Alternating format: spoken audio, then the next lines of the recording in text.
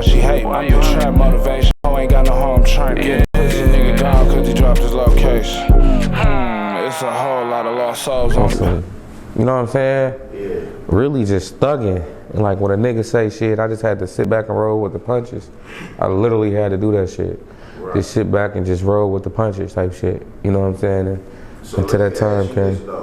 Like before this situation popped off, was you like even into the streets? Was you like really on some street shit, or was you just like, you know, some young niggas growing up type shit? You feel me? Just growing up on the east side of Detroit on some shit. You know what I'm saying? Like I remember growing up, we didn't have everything. And I remember we ain't had nothing. You know, we didn't have everything. We didn't have nothing. So like shit just typical growing up, man. Like, I wasn't out here to say I was packing pistols and driving and doing, I wasn't selling dope, none of that. You know what I'm saying? Like, yeah, but. So, the reason why I asked you that, because, you know, like, it's some young niggas that the hook know who they is, you feel me? So I was wondering, is that why they even got on you feel me? No. So they ain't really even had no reason to even fuck. No. Yeah. I was a bad kid, but not like that. They just knew me. Yeah, it was an officer. He was a retired cop. He knew me from that neighborhood. He knew I'd be in the neighborhood. He knew I was, you know what I'm saying? He knew I wasn't out here on some wild shit, but he knew I, you know. So now you and Julie, you waiting on your next court date. How's the police treating you? What's the atmosphere inside? They hated me. They hated me. A couple people worked there that was related to the, so I'm in that bitch fighting. Captain would come out my cell and fight, all type of shit. Some of them was like cool, but a lot of them hated me for real, man. Some of them was cool though, you know? So at this point, it's like a whole new world for you. Hell yeah. Okay. That was my first time ever going to juvenile, all type of shit. And it was kind of crazy because like I'm in that bitch looking at all day, and it was niggas in that bitch, young as hell, 15, 16, 12, 13 around me, getting hella numbers, 40 years, 50 years. I sat back watching the young nigga get life, my same age. And so I was scared. They already them murk niggas and all that type of shit. Yeah, allegedly, yeah. Yeah. So now you go to your next court date. What's going on at this point?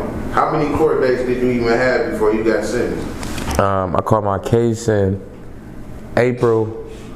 I got sentenced in March. Or some shit like that. Not March. I got sentenced, I caught my case September. I got sentenced in April. Okay, all right. So basically you fought this case for about 8 months. 8 months. Yeah. Saw my shit for like 8 months. Yeah. So throughout this whole time, is your people there? Do you got any? Is they my mama? Yeah. My mama. And that's the whole thing. Like I done been through that situation, you know, and your OG really not knowing nothing about the judicial system, so she just going. She didn't. She didn't. You know what I'm saying? She didn't for real. So now at this point, you get sentenced. You go to the sentence. No, we going to the sentencing date. We ain't gonna go to sentencing yet. Now you done went through everything. You up at the podium. Take me through that moment real quick. When he said 39 to 90, I'm thinking he was talking months or some crazy shit. Not one in a million years I ever thought he was talking about years. My attorneys, you know, was telling me, oh, you so young, you only gonna get like 10, 15 years, 20 years. But I'm still thinking like, that's a blessing, cause I ain't do it, you know what I'm saying? So niggas was telling me like, bro, like, we ain't really know shit about the law. Niggas is telling me like, look man, if you get life, you can't appeal your shit. But if you get numbers, you can appeal your shit.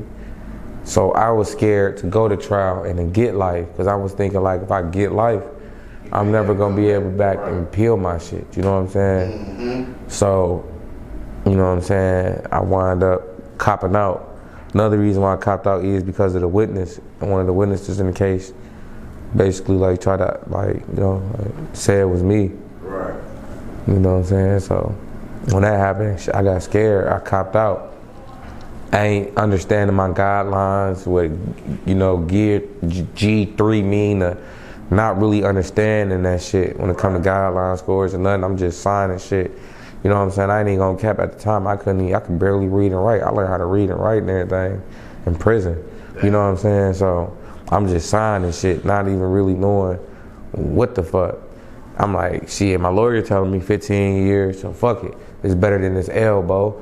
I was looking at 12 counts of life. All my charges held life except for the felony firearm, which was the 2 years. You know what I'm saying? So, shit, who like, you 15 with an 11 natural life, like, what the fuck? I'm like, hell no, you know? Yeah.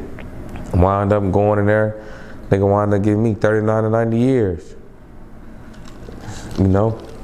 Man,